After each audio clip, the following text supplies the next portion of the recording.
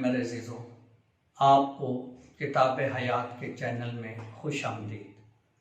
आज किताब हयात का चैनल आपके लिए एक ऐसी दुआई लेकर आया है जो तमाम अमराज के लिए कारगर है और ना सिर्फ शिफा देती है बल्कि निजात और हयात भी देती है, क्योंकि ये किताब हयात है, इसीलिए ये हयात भी देती है।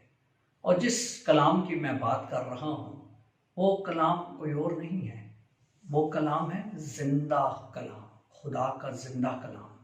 लिखा है यूहन्ना का पहले ख़त उसके पहले बाब की 3 आयात में, जिंदगी के कलाम की बाबत जो शुरू से था, जिसे हमने सुना, जिसे हमने अपनी आंखों से देखा, जिस पर हमने गौर से नजर की और जिसे हमारे हाथों ने छुआ। जो कुछ हमने देखा और सुना उसकी खबर तुम्हें देते हैं, ताकि तुम भी हमारे साथ रफाकत रखो, और हमारी रफाकत बाप के साथ और उसके बेटे यसु मसीह के साथ हो। और यही यूहन्ना अपनी इंजील के पहले बाब में लिखता है, इब्तदा में कलमा था, कलमा खुदा के साथ था और कलमा खुद खुदा था। जो कुछ भी तख्लीक हुआ उसी कलमे के जरिए और उसी के वास्ते तख्लीक हुआ। और ये जिंदा कलमा यीशु मसीह हमारा निजात दहिंदा है। इस जिंदा कलमे के मुंह मुबारक से जो कलमात निकले और जो मौजज़ात आपने किए वो तमाम इस किताब मुकद्दस में मरकूम है। इसीलिए हम इसे पाक किताब बोलते हैं या बाइबल मुकद्दस इसको हम बोलते हैं।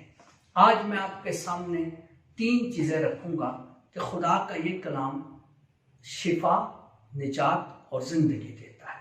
तो सबसे पहले देखते हैं कि ये हमें शिफा कैसे देता है। तो मैं आपको बताऊं कि ये हमें जिस्मानी, रूहानी और ज़हनी शिफा देता है। सबसे पहले हम देखते हैं जिस्मानी शिफा।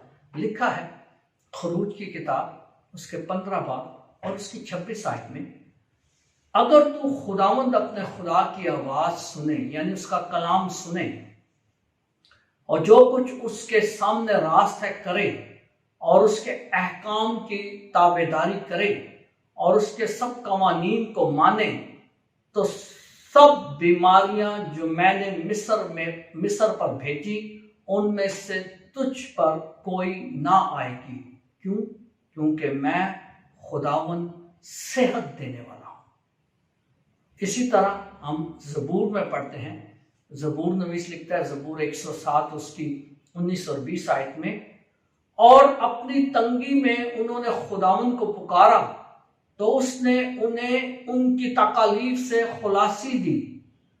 उसने अपना कलाम भेजा, कोई और नहीं, उसने अपना कलाम भेजा ताकि उन्हें शिफा दे और उन्हें हलाकत से रिहाई दे।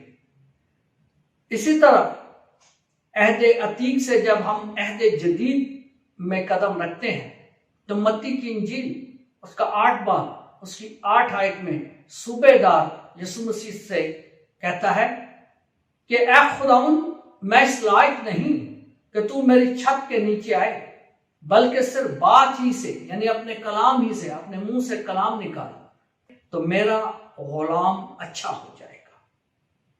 मत्ती की इंजील उसका 8 बाब और उसकी 16 आयत में लिखा है कि जब शाम हुई तो बतेरे आसेब ज़दों को उसके पास लाए और उसने बात ही से, यानी कलाम ही से बदरूहों को निकाल दिया और सब जो बीमार थे उन्हें अच्छा किया। यानी जिस्मानी और रूहानी शिफा जो है वो जरूरी है। और लूका की इंजील उसके 9 बाब उसकी 11 आयत में लिखा है, और ये जानकर हजूम उसके पीछे गया और उसने उन्हें कबूल किया और उनसे खुदा की बादशाहत की बातें करता रहा, यानी उन्हें कलाम सुनाता रहा और शिफा के मोहताजों को शिफा देता रहा। पहले उन्हें कलाम सुनाया और फिर उस कलाम की तासीर से उनको शिफा मिली। इसी तरह इमसाल की किताब एक बहुत आइडियल सबक हमारे सामने रखती है इस मामले में, खासतौर पर नौजवानों के लिए।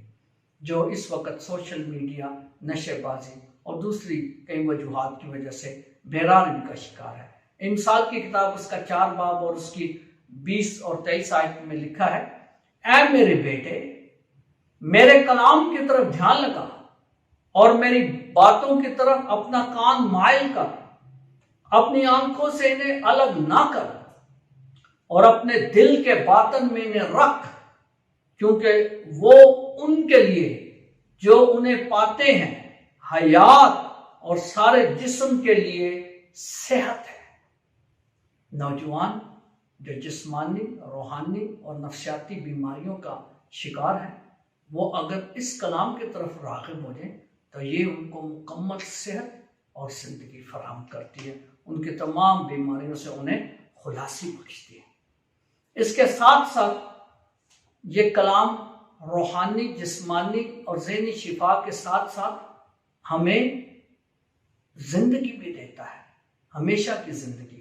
लिखा है तशनीह की शरह की किताब उसका 4 बाब पहली दुआ याद में, अब ऐ इस्राएल वो क़ज़ाएं और कवानीन जो मैं तुम्हें सिखाता हूं सुनो, ताकि तुम उन पर अमल करके जिंदा रहो और उस मुल्क में जो खुदावंद तुम्हारे बाप दादा का खुदा तुम्हें देगा दाखिल हो और उसके मालिक बनो। और यूहन्ना की इंजील उसके 6 बाब उसकी 64 आयत में यीशु मसीह फरमाते हैं, जो बातें मैंने तुमसे कही हैं, यानी जो कलाम मैंने तुमसे किया है, वो रूह है और वो जिंदगी भी है। और इसी यूहन्ना की इंजील उसके 6 बाब में पतरस रसूल यीशु अल मसीह से कहते हैं, क्या खुदावंद हम किसके पास जाएं? हमेशा की जिंदगी की बातें तो तेरे पास हैं और हम ईमान लाए हैं और जान गए हैं कि तू ही खुदा का कदूस है। हमेशा की जिंदगी की बातें तो तेरे ही पास हैं, इसलिए ये जरूरी है। और उसके साथ साथ शिफा और जिंदगी के साथ साथ ये कलाम हमें निजात भी देता है, हमारी परेशानियों से, इब्लीसी कुव्वतों से, आजमाइशों से, गुनाहों से। लिखा है यूहन्ना की इंजील 8 बाब उसकी 31-32 आयत में, खुदावंद यीशु मसीह फरमाते हैं, अगर तुम मेरी बातों पर कायम रहोगे तो तुम दर हकीकत मेरे शागिर्द होगे और सच्चाई को जानोगे और सच्चाई तुम्हें आजाद करेगी। खुदा का सच्चा कलाम तुम्हें आजाद करेगा। और हिकमत की किताब इस सारे मौजू को सम अप करती है। हिकमत की किताब 16 बाब उसकी 12 आयत में लिखा है, और उनको ना बूटी ने और ना मरहम ने शिफा दी, बल्कि या खुदावंद तेरे कलमा ने सबको शिफा बख्शता है। ना बूटी ने ना मरहम ने, बल्कि या खुदावंद तेरे कलमा ने शिफा दी। इसका मतलब ये नहीं कि हम दवाई इस्तेमाल ना करें, जरूर मेडिसिन इस्तेमाल करें, लेकिन दवाई के साथ साथ दुआ और खुदा का कलाम भी अगर रखें तो ये 100% शिफा, निजात और जिंदगी का मंबा बन सकता है। दवाई जब लें उस पर वो आयतें जो शिफा वाली आयतें कलाम की, वो उस दवाई पर पढ़ें, उस पर दुआ करें, इस्तेमाल करें। मैं आपको यकीन दिलाता हूँ आप बर्क रफ्तारी से शिफा पाएंगे। उसके साथ साथ जो है, ख़ास तौर पर जब हम कलाम की बात करते हैं तो कलाम सिर्फ पढ़ना ही नहीं है, पढ़ने से शिफा नहीं मिलेगी, बल्कि उस कलाम पर ईमान मिलाना, गैर मुतज़लज़ल ईमान और यकीन रखना है। लिखा है मरकज़ की इंजील 11 बाब उसकी 24 आयत में खुदा यीशु मसीह फरमाते हैं, इसलिए मैं तुमसे कहता हूँ जो कुछ तुम दुआ में मांगते हो यकीन रखो कि तुमने पा लिया है, यकीन रखो कि तुमने पा लिया है। और यूहन्ना की इंजील उसका 15 बाब उसकी 7 आयत में आपने फरमाया, अगर तुम मुझ में कायम रहो और मेरी बातें, मेरा कलाम तुम में रहे, तो जो कुछ तुम चाहते हो मांगो, तुम्हारे लिए हो जाएगा। ईमान की बात। और यूहन्ना की इंजील उसके 14 बाब उसकी 13 आयत में लिखा है, और जो कुछ तुम मेरा नाम लेकर बाप से चाहोगे मैं ही तुम्हारे लिए करूंगा, ताकि बाप बेटे में जलाल पाए। इसलिए ईमान का होना जो है वो बहुत ज़रूरी है। और ईमान कहाँ से आता है? ईमान आता है खुदा के जिंदा कलाम से, रोमियो के नाम खत उसका 10 बाब और उसकी 17 आयत में लिखा है, बस ईमान पैगाम से पैदा होता है और पैगाम मसीह के कलाम से। मसीह के कलाम की तरफ राग़िब होना जो है वो बड़ा ज़रूरी है। और सिर्फ ईमान ही इस कलाम पर नहीं लाना, बल्कि ईमान लाकर उस पर अमल भी करना है। लूका की इंजील उसका 11 बाब उसके 28 आयत में यीशु मसीह फरमाते हैं, बल्कि ज्यादा मुबारक वो है जो खुदा का कलाम सुनते और उसे अमल में लाते हैं। ज्यादा मुबारक वो है जो खुदा का कलाम सुनते और अमल में लाते हैं। इसलिए मसीह खुदाउन में मेरे अजीजों, ये वो दुआई है जो मुझे यकीन है कि हर मसीही के घर में पड़ी होगी। इस दुआई की तरफ आप तवज्जो दें, राग़िब हों, माइल हों। ये वो दुआई है जिसके कोई एक्सपायरी डेट नहीं है। दूसरी दुनियावी दुआइयों की एक्सपायरी डेट है। ये हजारों साल से चल रही है और रोज़े महशर तक चलती रहेगी। ये वो दुआई है जिसका कोई ओवरडोज नहीं है। यानी दूसरी दवाई अगर आप खास मिकदार से ज़्यादा पी लेते हैं, इस्तेमाल कर लेते हैं, तो नुकसान का पाएगा। इसे जितना इस्तेमाल करेंगे उतने ही ज़्यादा शिफा पाएंगे। इसके अलावा ये वो दवाई है जिसका कोई साइड इफ़ेक्ट नहीं है। आम दवाइयों के साइड इफ़ेक्ट्स होते हैं, ख़ास तौर पर जो हम एंटीबायोटिक इस्तेमाल कर रहे हैं, दूसरी दवाइयाँ।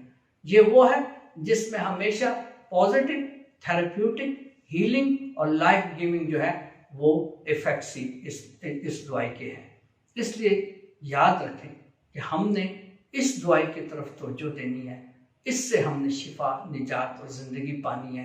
खुदा आपको और आपके ख़ानदान को हर बीमारी, मुश्किल से बचाए।